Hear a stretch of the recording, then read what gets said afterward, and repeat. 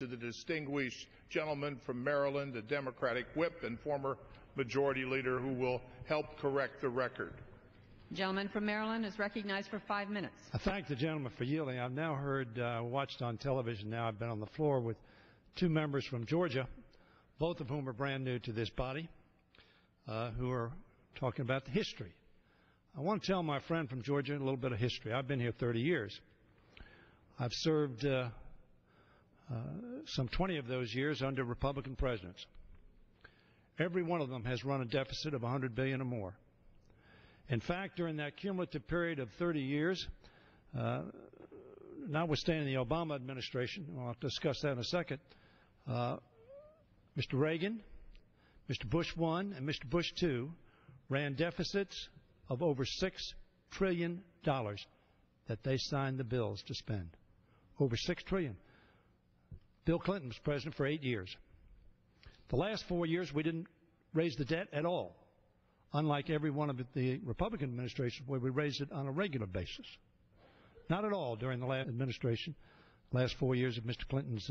And he ran, the only president in your lifetime, and very frankly in mine, and I'm maybe twice as old as you are, $62.9 billion surplus. Look it up. No argument. But let me say something. Irrespective of who's responsible, we are responsible for fixing it. Republicans and Democrats. The American people know that we have a crisis confronting us. They know there is no option other than to deal with this realistically. I would call everybody in this body, Republican, Democrat, liberal, conservatives, attention to an article that was written by David Brooks today in the New York Times. Read it. Read it. It's not David Brooks is a conservative columnist in the New York Times. We all ought to read this. Take it to heart. I called it to my conference's attention, or caucus's attention this morning. Our deep debt is a serious danger to our economy, to our future, and our children's opportunities. The American people want us to bring the debt down. They said so very loudly. And I doubt there's a member who disagrees. Democrats believe that spending cuts are part of the solution. Let there be no mistake. We need to cut spending. But we also believe that those cuts must be smart and targeted, not pegged to an arbitrary number. One of your staffers, when you put the Pledge to America, came forth with a figure, $100 billion. That's a nice round figure. $100 billion sounds good. Good PR, good spin, $100 billion. Read David Brooks. No analysis was given to that figure. No hearings were held on that figure. Nobody could testify on the cuts that were proposed to that figure. We have to cut the spending.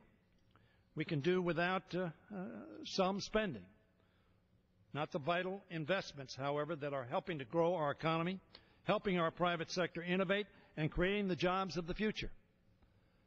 During the Clinton administration, I will tell my young friend from Georgia, 22 million new jobs. During the Bush administration, we lost 8 million jobs. 30 million job turnaround. That's why there was so much spending of which Mr. Rogers spoke.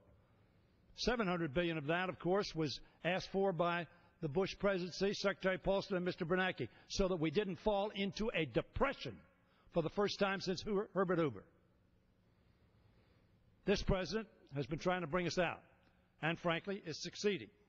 Unfortunately, Republicans passed a spending bill full of short-sighted and indiscriminate cuts. Do we need cuts? Yes. Do we need short-sighted and indiscriminate cuts? No. Just over a week ago, you would cut billions in energy and medical research, kick 200,000 children out of Head Start, make college more expensive, and stop 21st century infrastructure projects in 40 states. That's what Mr. Zandi was talking about. That's what Goldman Sachs is talking about. Cuts like these could cripple America's competitiveness and job growth. According to Moody's Analytics chief economist Mark Zandi, who advised Senator McCain's presidential campaign, Republican cuts would cost America a total of 700,000 jobs. The Economic Policy Institute puts it at 800,000. Rather than such job-destroying policies, both of us, both parties, need to come together and reason together. Frankly, the American public doesn't care who works with whom. They just want it to work. This is no way to fund the largest enterprise in the world on 14-day cycles. The gentleman criticized us for doing it. We should have been criticized, but let me tell my friend what you didn't mention is one of the reasons we did it. Can I have an additional minute? One of the reasons we did it is because we could not get 60 votes in the United States Senate in order to move a bill forward. Keeping our government running is vital to our economy. None of us should want to shut down the government. It is also vital to the millions who rely on government every day.